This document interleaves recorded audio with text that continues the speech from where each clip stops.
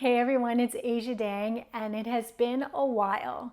I just want to thank y'all for giving me my space for the past month. I haven't uploaded a YouTube video in a month because the craziness of moving, setting up our loft to be rented out for videos, moving to Texas. Here is the bedroom. I know it's kind of blah at the moment, but over the next couple months, over the next couple videos, hopefully this will start to be a more interesting background, but we're just gonna have to deal with it because we all know the woes of moving. I know the first video of the month is typically a overview of my monthly budget, but today I want to do something a little bit special because we are going to break down the real numbers of how much it cost us to buy a $475,000 house in Houston specifically. I was 100% unprepared about all the little fees and things that went into home buying because of course this is our first home, and I just want y'all to be prepared because no one told me.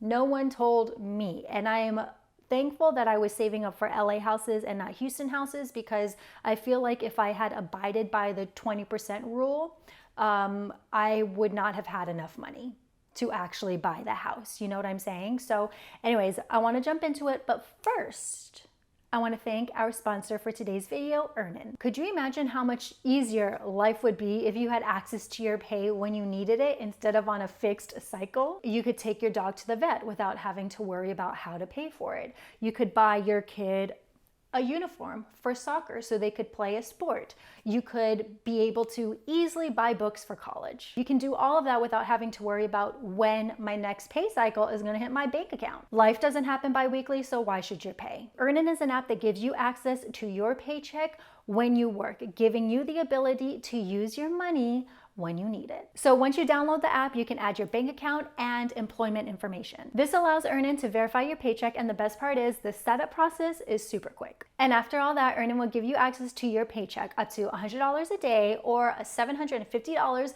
per pay period. Any portion of your paycheck that you use will be debited once your paycheck hits your bank account. No mandatory fees, no interest charges. We've learned multiple times on this channel how important putting multiple fail-safes is in your life in order to prevent things like overdraft fees or other financial emergencies. So to be able to access the money you earn when you earn it, and to learn more about signing up with Earnin, check out the link in my description box. So thank you so much to Earnin again for sponsoring this video, and let's jump in to how much it really costs us to buy this house. So to break everything down, we bought a 2-bedroom, 1-bath bungalow in, I would say, a very popular location in the Houston area. We bought this house with the purchase price of $475,500. So once we decided that we wanted to put an offer on this house, the first thing we did was we basically put down an initial deposit, which is also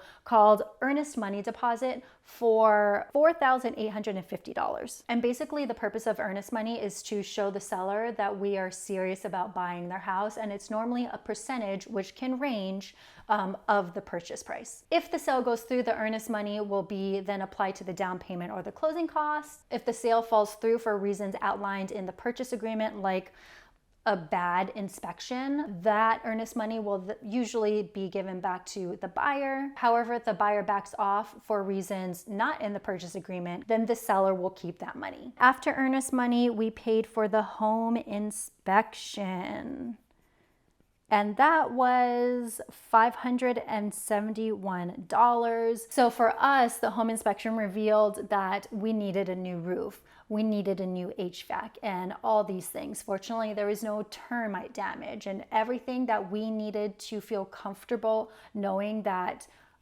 basically what we're buying into was revealed during the home inspection. And because those things were revealed during the home inspection, we were also able to lower the purchase price of the house, and the seller not only lowered the purchase price for us, but also gave us credit as well. Next, we did an option fee for $400, and the option fee is paid from the buyer to the seller for the right to buy the house during a certain amount of time. And then finally, the appraisal fee, $751.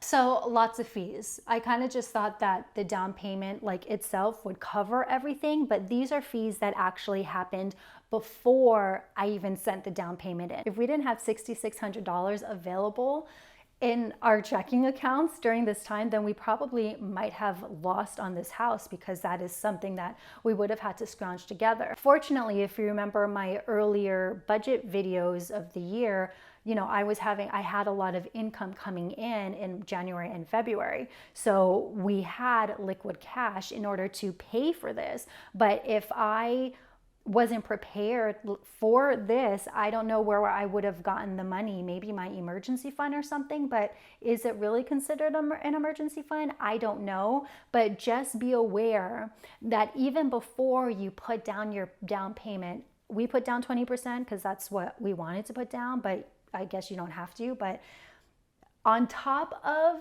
the down payment amount, you have to have liquid cash in order to pay these fees before you even begin to send in your down payment, which again, I didn't know. Literally, I've known a handful of people who've bought houses recently. No one told me about these fees and I wasn't prepared for it, but fortunately, we did have money to pay for it. Just like, be aware, okay? And then our cash to close was $88,380, $88,380.77, which included the down payment and other seller's fees and credits, and then adjustments as well. So total all in, $94,981.77 cash out of pocket to buy this house. Because of the home inspection, we got some seller's credit, we had some adjustments made. So I think with all of that, if we didn't have those kind of credits and adjustments, that this number probably would have been $10,000 more. So again, the importance of a home inspection, because we were able to cut off $10,000 from $94,000. And I also want to remind y'all, because I've briefly mentioned it in previous budget videos, but I've never done like a proper home down payment fund video, which if you would like to see that, let me know. But we've been putting our down payment money into an brokerage account that has been conservatively invested for the past 3 years. And when I had this idea of finally pulling the trigger in Houston, I told my financial manager, Todd, what we were planning to do. And then in December, he started putting all that money into cash. So none of the money was in the market from January to February, which allowed everything to move pretty quickly. And then once we transferred everything into cash, that was then put into a high yield savings account until we were ready to finally pull out money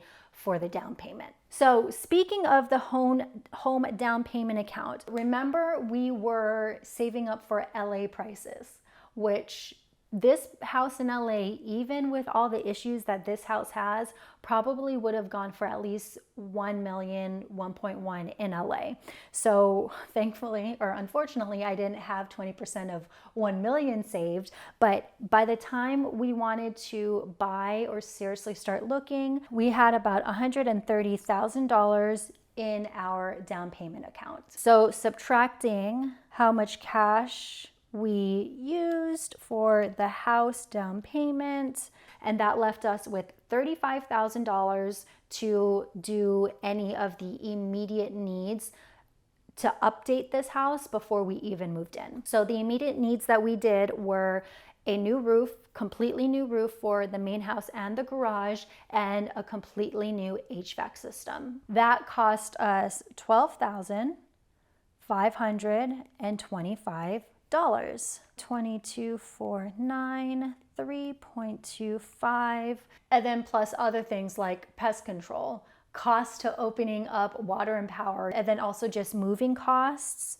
We'll just round up to 65. We have about $16,000 left to do other updates and to start furnishing this house. So that money went by quick. And I have to say, I am glad that we are living in the house before making any major upgrades on the inside. Everything that we've done so far has been upgrades from the outside just so we can like move in and not get rained on during these storms that apparently are in season. But I'm noticing things like I was really hoping to be able to restore the original hardwood flooring, but there's just way too much water damage that we're probably just going to have to replace all of it. There's just things that the previous homeowner did update wise that I'm realizing now that I've been just staring at some of these lights and the ceiling and just like other things, that they focused more on the looks of it than the actual quality of it.